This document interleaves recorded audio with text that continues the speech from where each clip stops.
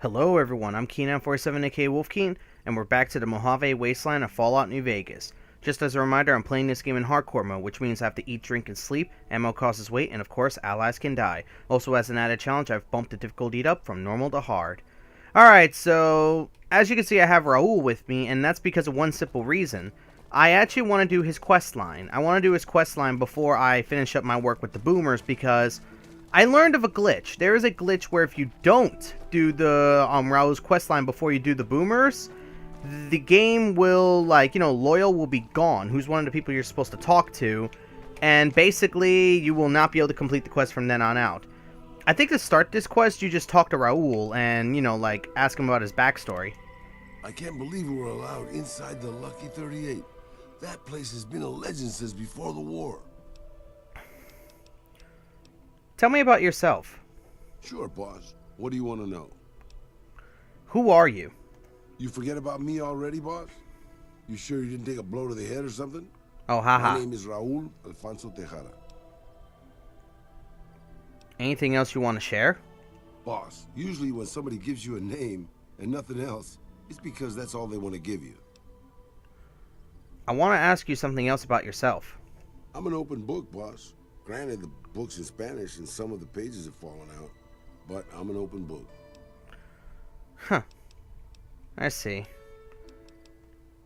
Where are you from? I was born just outside Mexico City. My family had a little ranch there. Yeah, he's not really telling me much. I think you don't have to talk to him to start his questline. I'm not sure. We'll try and see what happens. That's all I want to know. We'll talk more later.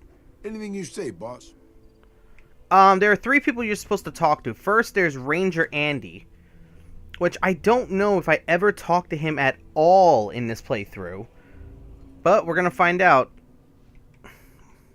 Alright, Raul's here. Let's go talk to Ranger Andy. We haven't met yet. You must be new in town. I'm Andy. What do you do here, Andy? Right now, a whole lot of sitting on my keister and counting cracks in the ceiling. I wouldn't wish it on anybody. On better days, I help keep the peace. Boone and Vargas watch the road. I watch the town. Tell myself I'm doing some good. You're with the NCR, right? Was with them. That was back when my arm and leg used to work better. I still like to pretend I'm a ranger, though. I'll check in with the guys up at the station pretty regular on the ham radio. Sometimes they stop by, tell me they're paying their respects, the smug bastards. They haven't been responding to me last couple days. I guess they got tired of hearing me talk, but it still got me a little worried. Hell, listen to me talk, like some damn mother hen. A stallion full of rangers ought to be able to handle themselves. Yeah, who am I kidding? It's funny, you get stuck in your room for a few weeks, and you start to worry the world's gonna fall apart without you. Those guys are fine. They don't need me looking over their shoulders. Tell me about the Rangers. They're the NCR's finest. A one-man platoon, each of them. You got a job where even thinking about it would scare a man senseless? That's when you bring in the Rangers. And if you see a squad of veterans, guys who are in their black armor, well, you won't find a more beautiful sight. I see. Did something happen to your leg? Yeah, twice. Actually, the first time it was more like half my body. Knocked me out of the Rangers.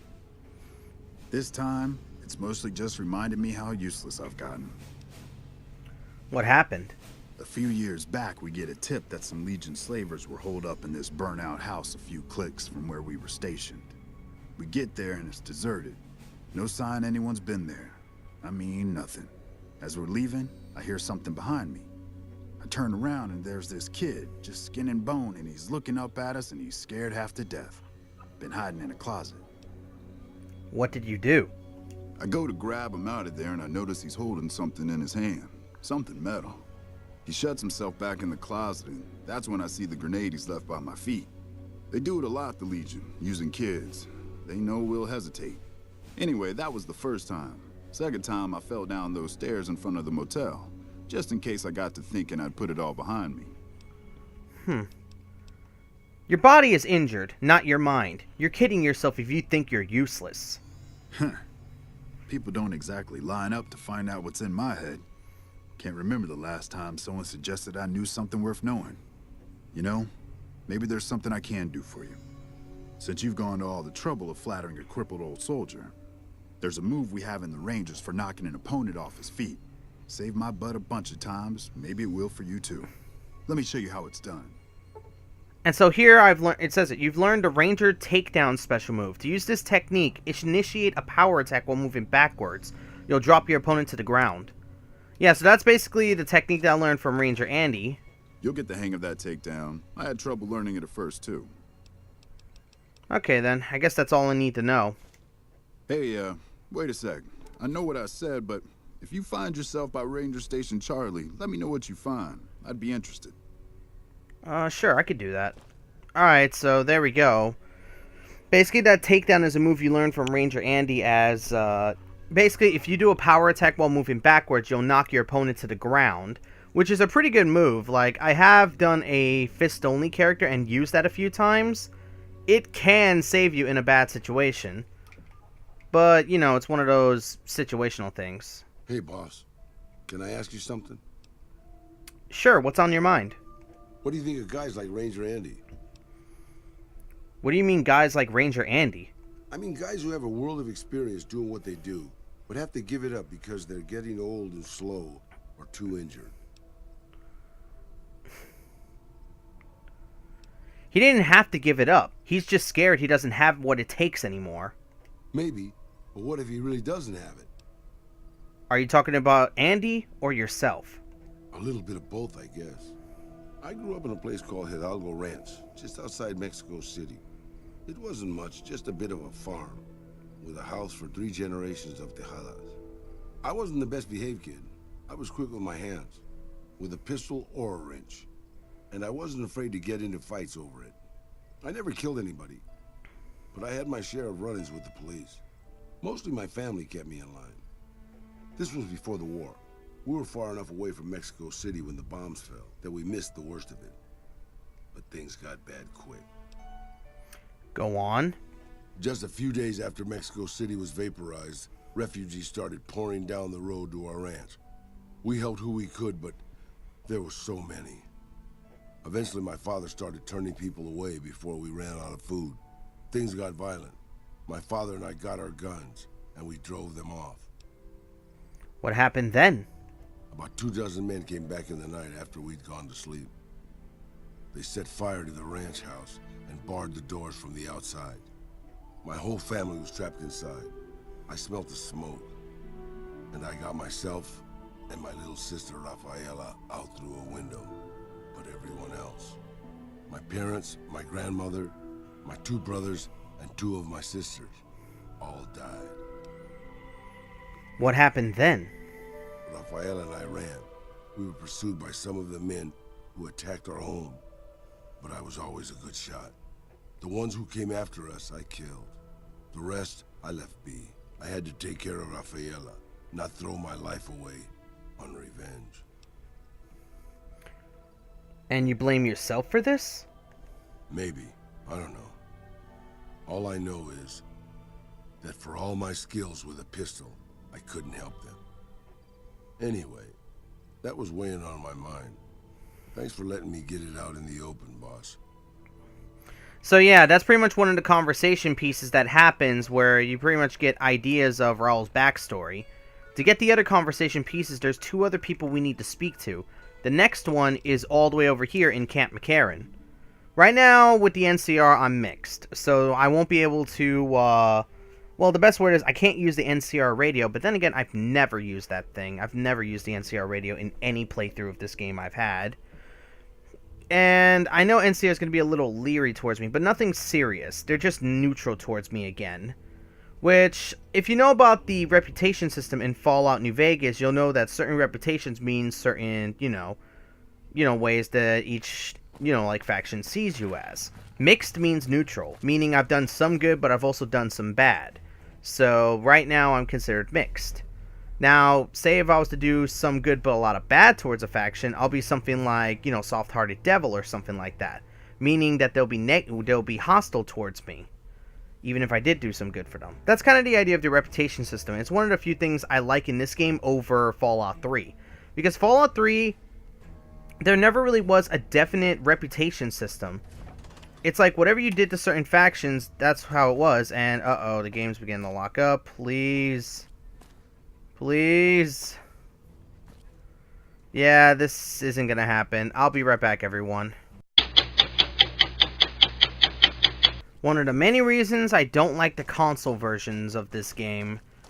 I mean, I own the PC version, don't get it twisted. I do own the PC version, but my PC is not really meant for gaming. It's more meant for editing and stuff like that. But anyways, the next person we're supposed to talk to is this guy. Oh, quick thing. That rifle that he has on his back is basically a unique variant of the cowboy repeater, which is the only cowboy repeater I know of that can have a scope on it. You can get that weapon, though it's very tricky and very dangerous. Anyways, let's talk with Corporal Sterling. Howdy. Name's Sterling, 1st Recon. Can't say I've seen you before. I'd remember if I had. You remember everyone who passes through here? Got a good memory for faces, landmarks and such too. Comes with practice, that's all, and a lot of scouting from place to place. Interesting rifle you have there. Lever action, right? I call her the Long Carabine. Didn't always have the scope. I added that myself. Been shooting with her so long, couldn't bring myself to toss her away.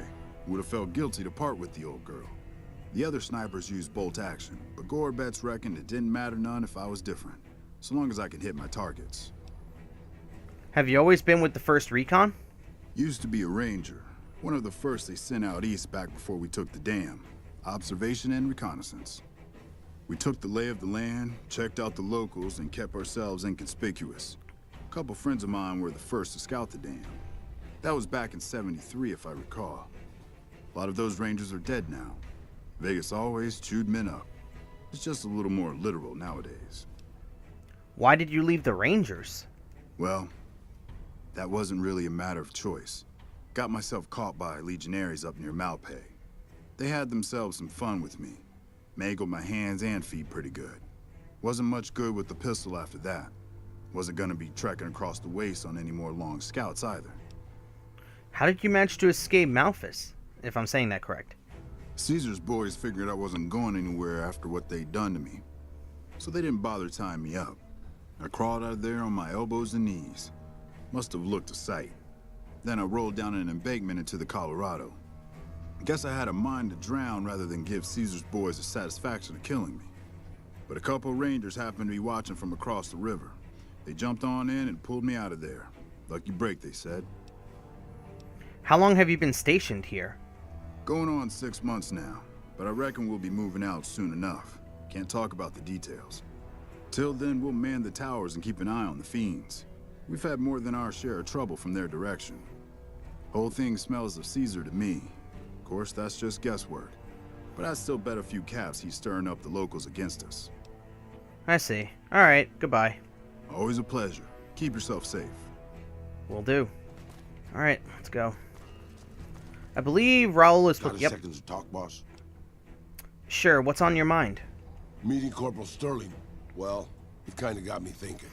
Here's a guy that's been beat all to hell, right? I mean, he could have retired from the service, but instead he signs back on and does what he can. You think he did the right thing?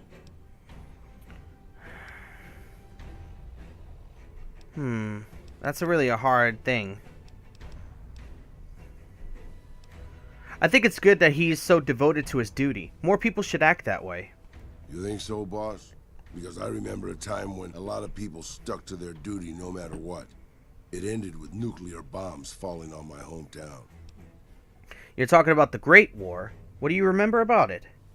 After the fire, I knew my sister and I couldn't stay at Hidalgo Ranch anymore. The refugees still wanted me dead. They even put a bounty on me. I remember how scared Rafaela was. I told her if she came with me, we'd see the vaqueros. She used to love the rodeo, especially the trick rider. We figured maybe we could find help in Mexico City. We were young. We didn't know what had happened, really. We didn't understand about the bombs.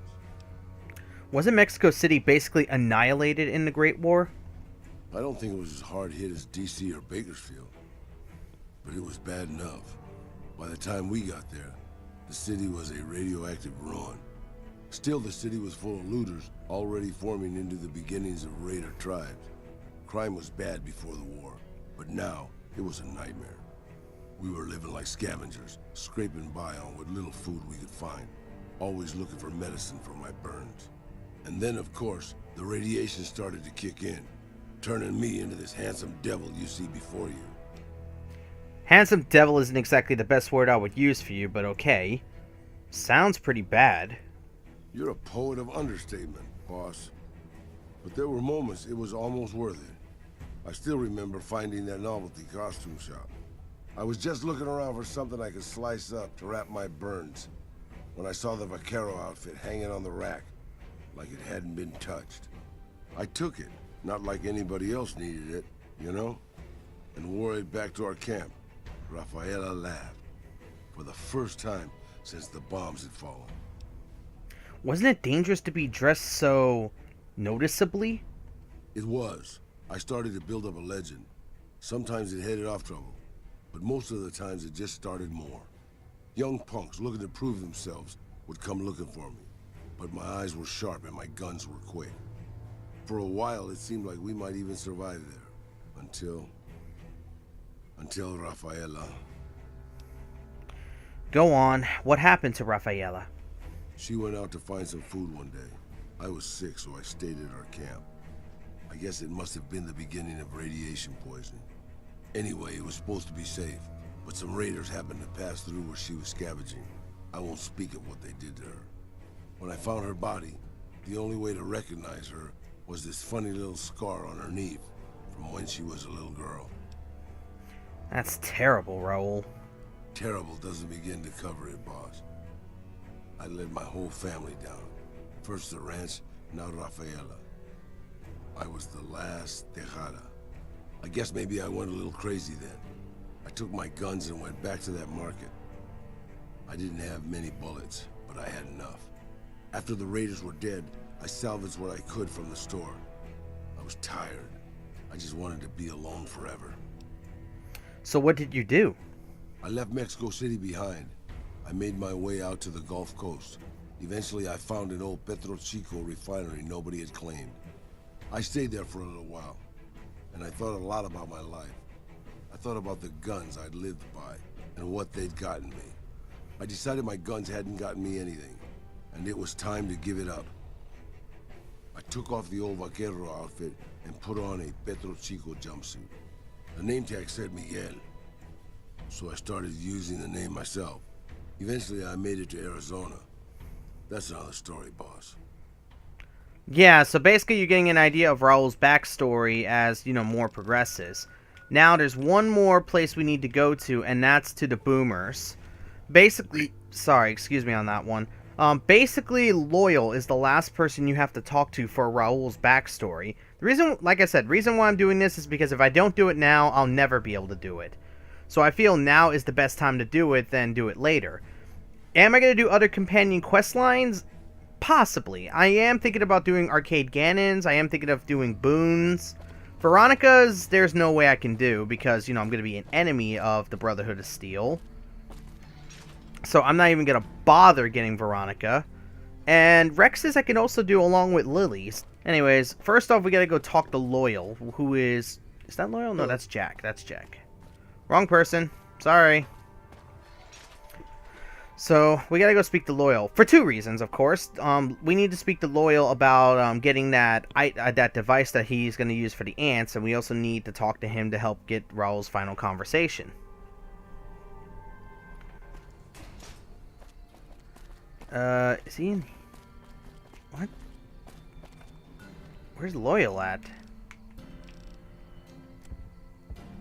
Okay,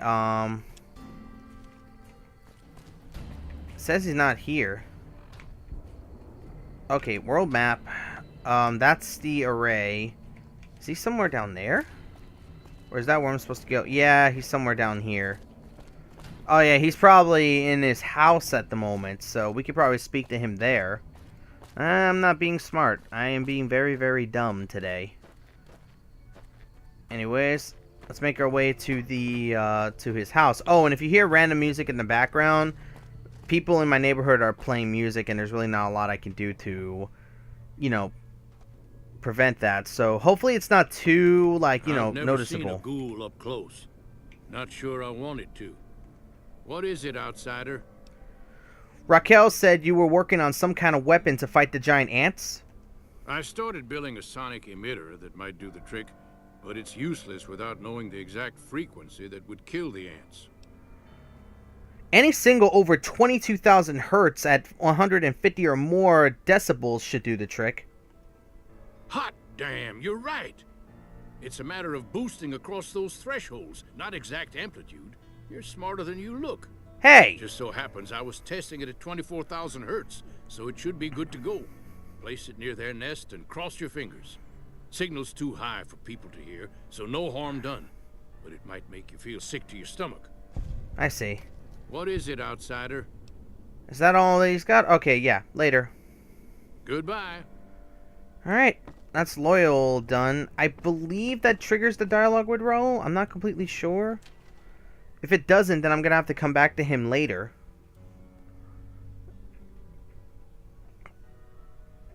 At least I hope this triggers it, because if it doesn't, then I'm going to have to come back to this later. Alright. So, I guess I got nothing left to do besides go to the array. Yeah, Raul's not talking to me, so I guess I haven't done enough to trigger the event yet. So I think I need to do more work for the boomers before I could trigger Raul's dialogue.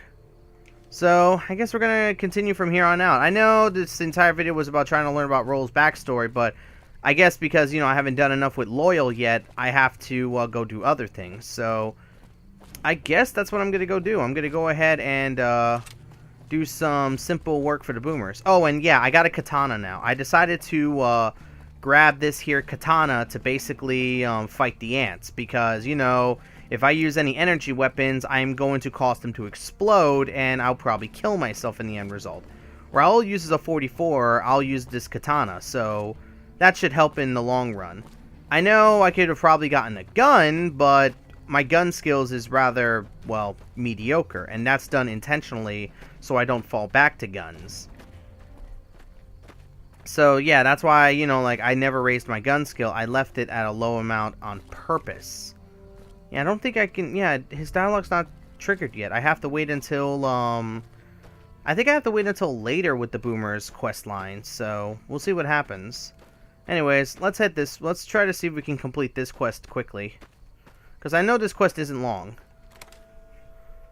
This quest is relatively short as long as you kill the ants that need to be killed. And, you know, you get to where you need to go, so. Fighting, I know. Ant meat, I could use that. And we have a dead boomer here with nice grenades. Boomer flight suit. Boomer cap. Combat knife. Yeah, we'll take all this. The reason why I'm going to take it all is because I believe if you can convince this woman in New Vegas, you can sell her boomer outfits. I've been doing this longer than you, pal. I hit him so hard, he just broke into bits. That was amazing. Ooh, nice. Yeah, take all this. He's got an assault carbine on him. That's good. And I know there's a unique grenade launcher in this place known as Thump Thump. I'm gonna go get it. Yeah, I want to make sure Raul stays with me because I doubt he'll die, but, you know, I just want to be, I just want to be careful. Actually, you know what? Wait here because I don't trust him. He might shoot the shells. So wait here. Okay, boss. I'm gonna have him wait here because if he accidentally shoots these explosive shells, this entire place is gonna blow up and we're gonna die. There we go. Place the sonic emitter, and now we activate it. There we go. They're all dead. Bug Stomper perk 2. Nice. Now we can activate these. We can activate these, and let's grab Thump Thump before I do anything else. Where is Thump Thump? Is it here? No, I think it's back in the other one that I was in. So let's go back. I believe it's supposed to be next to the body of a dead boomer, if I'm not mistaken. Though I could be mistaken, but you get what I mean. Is it over here? Yep, there. I think it's over here. Yep. No, it's next to just a skeleton, but there it is. That is a unique variant of the grenade launcher, of the, you know, the single shot grenade launcher known as Thump Thump. Now, I don't know the stats for this weapon. You could probably go look it up on the Fallout Wikia, or if DCP knows about it, he can go ahead and leave a comment about, you know, the stats that this weapon has over the regular grenade launcher. But one thing it does have is that it has the regular grenade launcher has like a limited range. Thump Thump, on the other hand, has a extended range thanks to it having a longer barrel, which is cool. Like, I think that's a really cool thing that, you know, Thump Thump has an extended range because of the you know, the extended barrel that it has on it. Dang it, I can't carry any more of this. If I do, I'll become over encumbered. So I'll have to come back for the rest of this stuff later.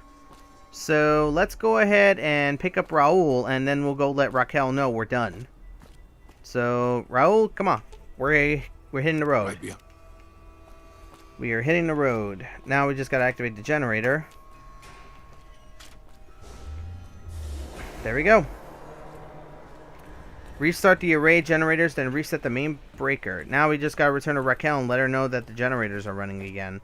I'll run through this place off camera so I can, you know, grab the rest of the stuff. Because, you know, I've been kind of wasting, you know, enough time doing Raul's backstory, and I just did this in the span of just a few minutes. That's why I kind of did that, because this quest line, you know, Raul's quest line is easy enough to do, and not to mention this location is easy. If you don't have, as long as you use something, you know, not too like, you know, no energy weapons, because if you use an energy weapon, like I said, kaboom.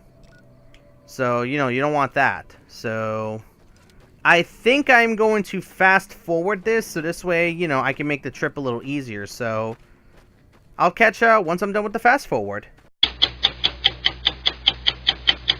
Please. I see the power's back on. The ants are all dead? Yes, it's safe to go down there now. Maybe Pearl is right about you, because I don't know how you pulled that off.